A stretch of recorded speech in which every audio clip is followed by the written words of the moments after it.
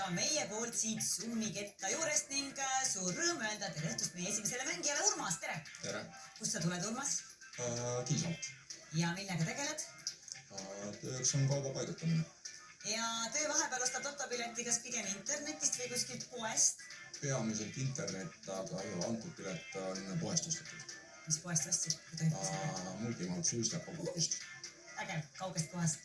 Aga ole hea, Urmas, vähemalt ühe täisringi peab ketas ära tegema ja siis saame teada.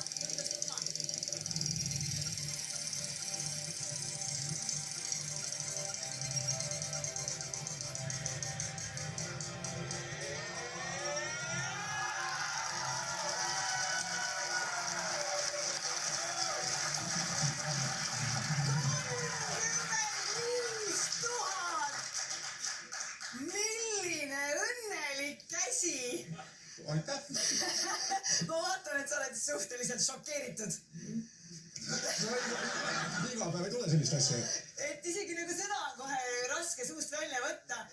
Kuidas sul senimaani loto õnnega on olnud, Urmas? Olematu. Olematu, kas see on esimene nagu selline ka, ütleme, suurem võit üldse?